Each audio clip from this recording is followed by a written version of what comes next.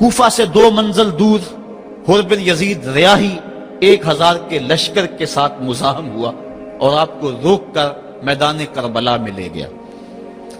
آپ نے کہا کہ میں یزید کی بیعت کسی صورت میں نہیں کروں گا، جس سے صرف حق ہی قبول ہو، یہی جس کا اصل اصول ہو، جو نہ جھک سکے جو نہ بک سکے، اسے کربلائیں ہی راس ہیں۔ حضرت امام حسین امام حمام کربلا کے تپتے ہوئے ریگزار کے اندر 2 محرم کو پہنچے اور 9 محرم تک آپ مختلف انداز سے مفاہمت کی بات اس انداز سے کرتے رہے کہ میں بیعت نہیں کروں گا لیکن کچھ تو خون سے بھی بچنا چاہتا ہوں، لیکن ان کا ایک ہی مطالبہ تھا کہ ہر صورت میں بیعت کرنا ہوگی، اس کے علاوہ کوئی صورت نہیں ہے۔ ان کا یہ مطالبہ تھا، ان کی بات یہ تھی کہ بیعت تو میں کسی صورت نہیں کر سکتا، کیونکہ انکار بیعت کی جو وجہ آپ نے وہاں بیان کی وہ وجہ بہر صورت موجود تھی، اس لیے کہا کہ کسی صورت میں میں یزید کے ہاتھ پہ بیعت نہیں کر سکتا۔ خیر وقت گزرتا گیا، پھر 9 کو یہ بات طے ہو گئی کہ لڑنے کے لیے تیار ہو جاؤ اگر تم نے بیعت نہیں کرنی۔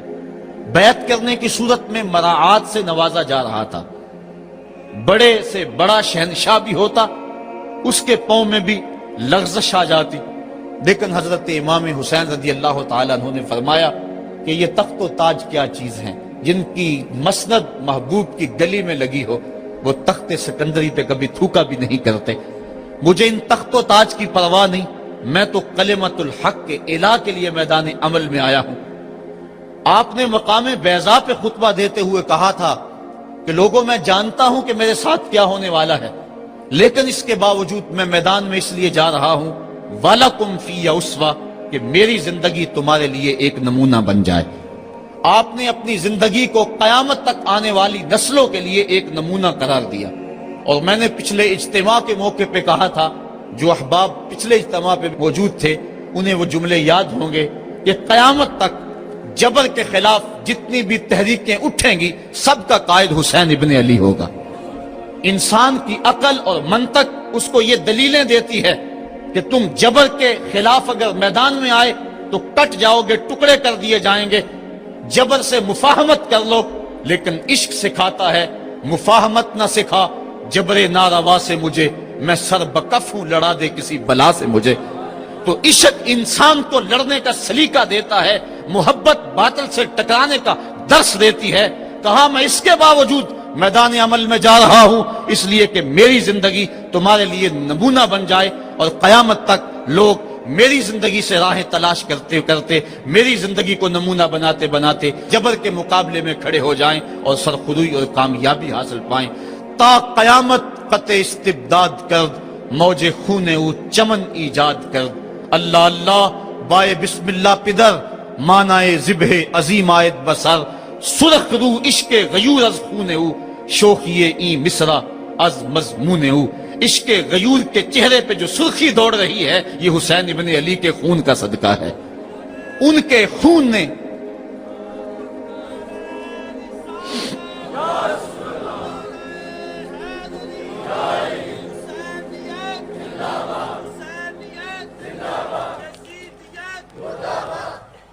آپ نے 9 کی شب کو چراغ بجھا دیے، کہا یہ میری جان کے دشمن ہیں، تم اگر جانا چاہو تو جا سکتے ہو، میرے بعد تمہیں کوئی نہیں پوچھے گا۔ لیکن جانثاروں نے کہا یہ کیسے ہو سکتا ہے کہ آپ کا ساتھ چھوڑ کے چلے جائیں۔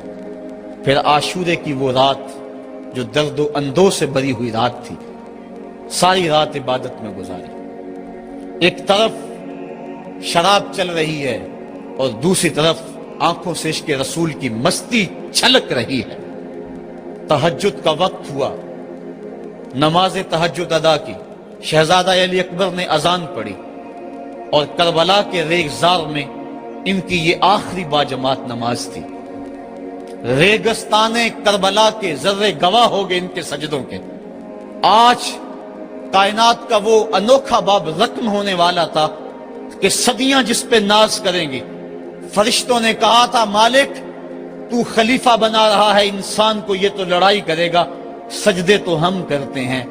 آج فرشتوں نے بھی دیکھنا تھا کہ سجدہ کرنے کا جو انداز حسین ابن علی کا ہے فرشتے اپنی زندگی کی ساری کمائی اکٹھی کر لیں، حسین کے سجدے کی زکات بھی نہیں بن سکتی۔ جب جبر کی تیغیں چمکنے لگیں اور ایک ایک کر کے آوان و انصار جام شہادت نوش کرنے لگے، کبھی واہب شہید ہو رہے ہیں، کبھی زہر شہید ہو رہے ہیں، کبھی اون و محمد کے لاشیں گر رہے ہیں، کبھی قاسم کی جوانی لٹ رہی ہے، کبھی جواں اکبر کی آواز کربلا کے ریک زاروں میں گونجتی ہے، یا ابا طاہو ادرکنی، میرے باپ مجھے پکڑیے۔ تو حضرت امام حمام دوڑ کے جاتے ہیں اور اپنے جواں بیٹے کی لاش کو کندھوں پہ اٹھا کے خیموں تک پہنچا کے ہاتھ فضا میں بلند کرتے ہوئے عرض کرتے ہیں، ربنا تقبل منا ھذا القربان، مالک حسین کی یہ قربانی بھی قبول کر لے۔ معصوم علی اصغر کو ہاتھوں میں لے کر جب سوئے فرات بڑھے اور دو شاخہ تیر ان کے حلق میں پیوست ہوا، چلو میں خون لے کر آسمان کی طرف اچھال کے کہتے تھے، مالک میری یہ کمائی تھی، یہ بھی تیرے راہ میں قربان کرتا ہوں، حسین کی یہ ننھی قربانی بھی قبول کر لے۔ اب آیان و انصار اور اہل بیت کی ایک ایک کلی کربلا کے اندر کٹ گئی، فاطمہ کا سارا چمن اجڑ گیا، مصطفیٰ کی آل میدان کربلا کے اندر کٹ گئی۔ اب امام حمام ہاتھ میں تلوار لیے میدان عمل میں آئے اور آپ نے جو آخری خطبہ دیا تاریخ کے اوراق میں موجود ہے، لوگوں میرا حسب و نسب پہچانو، میں کون ہوں، میں کون ہوں، مجھے پہچانو، جلدی نہ کرو، ناحق خون اپنے ذمے نہ لو، میں وہ ہوں جو رسول کریم کے کاندھوں پہ کھیلتا رہا ہوں اور مجھے حضور نے لوریاں دے دے کے پالا ہے، میں حضور کی زبان چوسا کرتا ہوں۔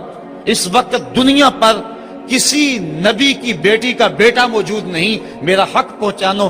لیکن اشقیاء کے آنکھوں کے آگے اندھیرا تھا۔ عمر بن سعد جو رے کی حکومت کے لالچ میں سب کچھ کرنے کے لیے تیار تھا، وہ حضرت سعد بن ابی وقاص کا بیٹا ہے، اور یہ وہ صحابی ہے جن کے لیے حضور کہتے تھے فدا کا امی و ابی، اے سعد میرے ماں باپ تیرے اوپر قربان ہوں۔ غزوہ احد کے موقع پہ حضور ان کے لیے کہہ رہے ہیں، لیکن آج وہی میدان میں نکلا ہوا ہے۔ حضرت امام حمام امام حسین رضی اللہ تعالیٰ عنہ پھر میدان عمل میں آئے، اور پھر دشمنان اہل بیت کے ساتھ جس جرت اور پامردی کے ساتھ آپ نے لڑائی کی، اور آپ کی تیغ براں جس طرح ان کے سر کاٹتی اور ان کا خون چاٹتی رہی، تاریخ کے اوراق میں وہ روشن باب موجود ہیں۔ آواز آ رہی تھی، یہ کون ذی وقار ہے، یہ کون شاہ سوار ہے، لباس ہے پھٹا ہوا، چھدا ہوا، کٹا ہوا، لخت لخت کٹا ہوا، پھر بھی ہے ڈٹا ہوا، یہ بال یقین حسین ہے، یہ نبی کا نور عین ہے۔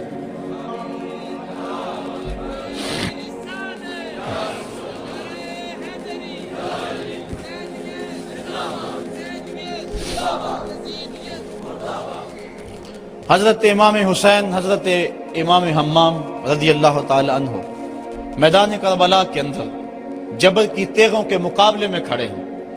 حق بلند ہوتا ہے، باطل کے پاس جتنے مرضی لاؤ لشکر ہوں، باطل بزدل ہوتا ہے، اس کے سینے کے اندر وہ حرارت نہیں ہوتی جو حق کے سینے کے اندر ہوتی ہے۔ ذرا غور تو کرو، 22,000 کا لشکر جرار ان کے مقابلے میں، جو محتاط روایات کے مطابق، ورنہ 82 کی روایت بھی کتب تواریخ میں موجود ہے، بلا 72 افراد جو 3 دن سے بھوکے بھی اور پیاسے بھی ہیں، ان کے لیے 22,000 کا لشکر کیا معنی رکھتا ہے۔ لیکن باطل ہمیشہ بزدل ہوتا ہے، اگر حق میدان عمل میں کھڑا ہو جائے تو کائنات کی کوئی چیز اس کے سامنے نہیں ٹھہر سکتی۔ یہ سبق حضرت امام حمام کی قربانی نے ہمیں پیش کیا۔ 72 افراد جبر کے خلاف کھڑے ہیں، 71 افراد خاک و خون میں ان کے لاشیں مل گئے۔ اب حضرت امام حسین رضی اللہ تعالیٰ عنہ میدان کربلا میں ہیں۔ آپ نے آخری جو خطبہ ارشاد کیا، جس کے الفاظ میں نے آپ کے سامنے رکھے، لیکن انہوں نے ایک ہی بات کہی کہ آپ بیعت کریں یا میدان میں آ جائیں۔ آپ نے کہا کہ میں تو کسی صورت بیعت کرنے کو تیار نہیں۔ پھر میدان عمل میں آئے، ان کو کاٹتے رہے، پھر گھوڑے کو ایڑ لگائی اور فرات کی لہروں میں آئے، پانی کا چلو بھرا اور لشکر اشقیا کی طرف دیکھ کے کہا کہ تم نے میرے لیے پانی بند کیا، دیکھو آج حوض کوثر پہ بھی حسین کا قبضہ ہے، فرات کی لہروں پہ بھی حسین کا قبضہ ہے۔ لیکن آپ نے اس کے باوجود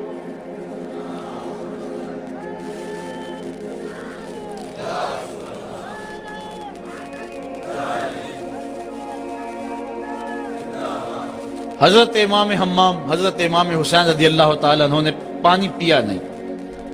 ان کو سکینہ کی پیاس یاد آ گئی ہوگی، جس طرح حضرت علی اصغر پیاس سے شہید ہوئے، وہ منظر یاد آ گیا ہوگا۔ اور دوسری بات یہ تھی، یہ امتحان تھا، اس لیے حضرت امام حمام نے پانی نہیں پیا، لیکن ان کو بتلانا مقصود تھا کہ اگر میں چاہوں تو یہ پانی پہ قبضہ کر سکتا ہوں، اور پھر یہ ساقی حوض کوثر کے نواسے ہیں، اگر یہ اشارہ کرتے تو کوثر کی نہریں چھلک کے کربلا کے میدان میں آ جاتی۔